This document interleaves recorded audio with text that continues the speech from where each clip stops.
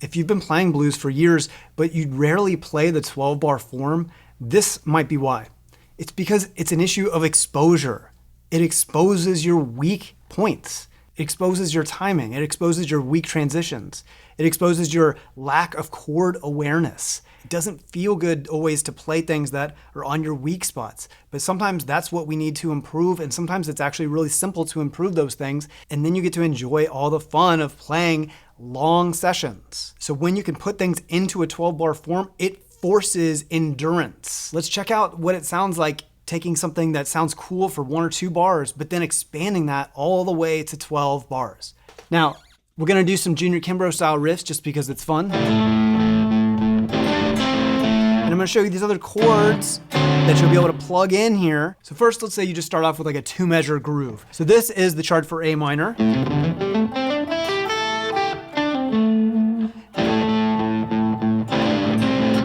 Right? So that's how we can come up with a riff that will represent our 1 chord. Let's just groove on that for a moment. Here we go. 2. So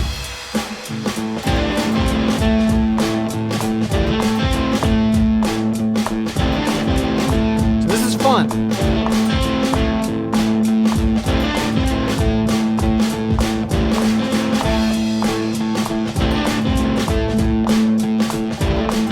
Right?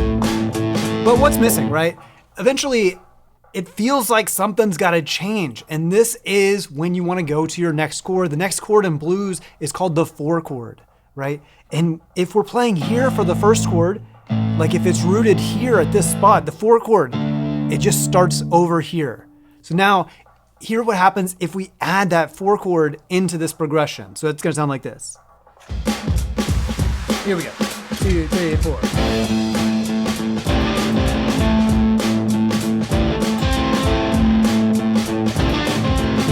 Here it comes.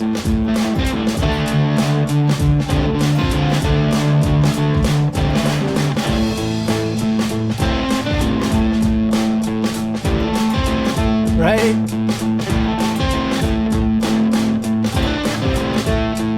So that's the first thing that you should learn is what is the next chord you're gonna play in blues, right? It's just gonna be here to there, right? And some of those riffs I was playing, I've taught this before, but let's just go ahead and map that out. So that is rooted right here, right?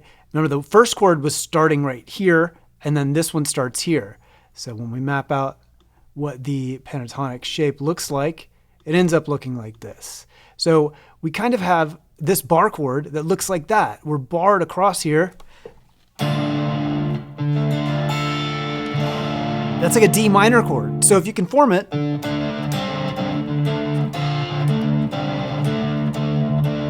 that's some riffs that you can play around with, right? And let's just keep that going, and let's start with the first 2 chords. Here we go.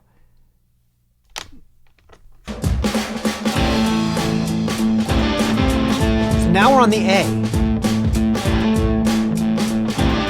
It feels like it should change. Let's change now.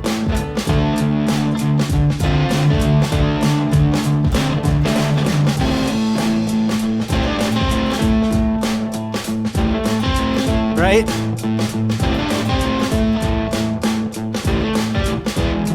So now this is the other chord.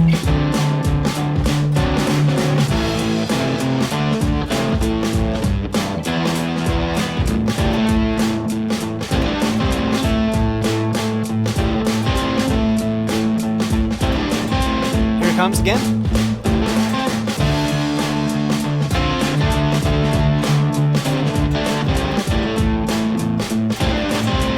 All right, so let's discuss the next chord that comes up. That next chord is something that we call the 5 chord, right? That's gonna be this shape. This is an E7 chord. Let's go ahead and take these dots off. So here, this is gonna be rooted right here. This is an E7 chord. Right? So we saw that the first chord was here, rooted right there. The second chord that we play, called the 4 chord, is rooted right there. And then the next chord is the 5 chord, which we're gonna play this shape here.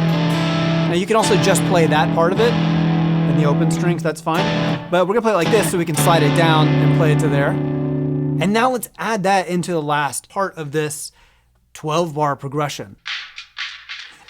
1, 2, 3, 4, and.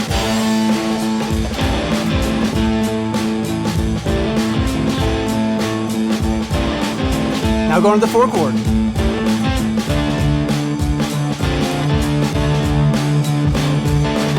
Back to the 1. Okay, now we're going to the new chord.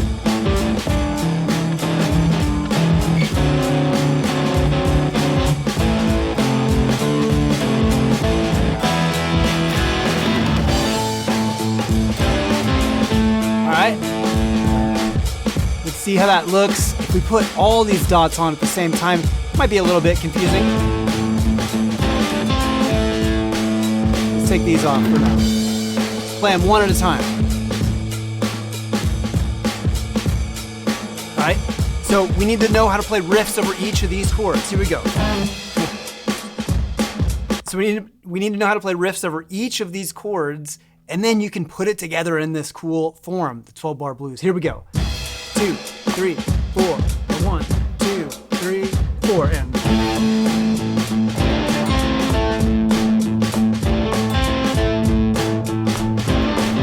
Okay, it feels like it should change, right? There is where it should change. And it changes to this shape here.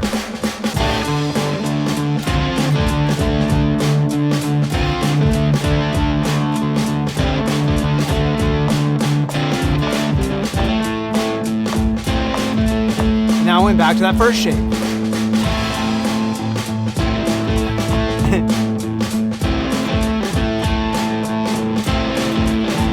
Now let's see if we go to the other one.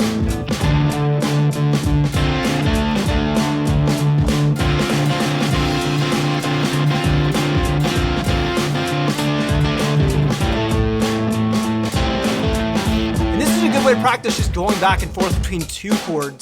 If you can add that 3rd chord, this one,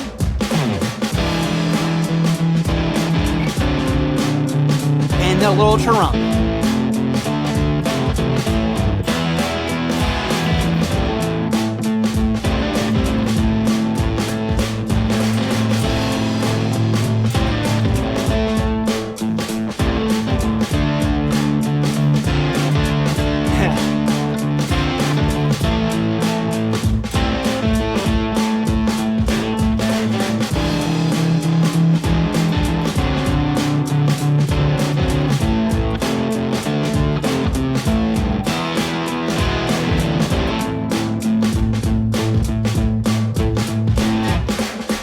So fun to do it that way.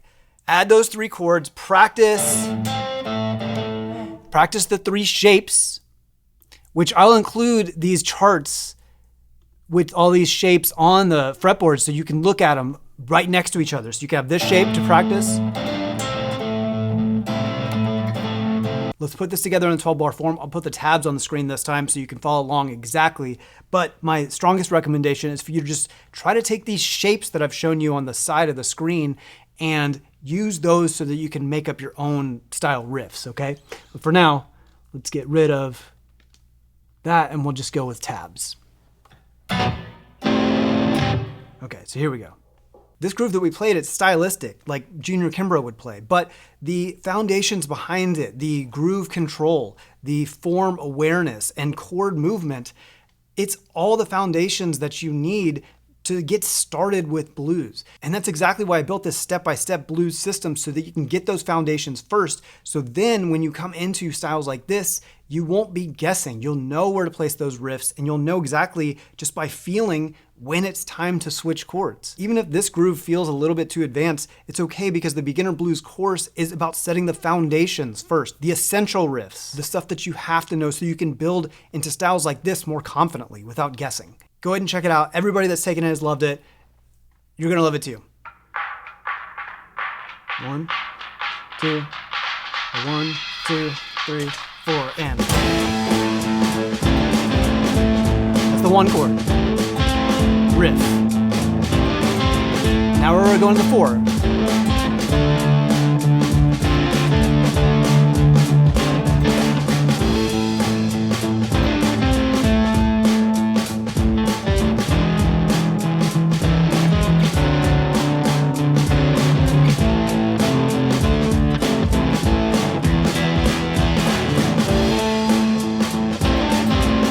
so fun. Here it comes.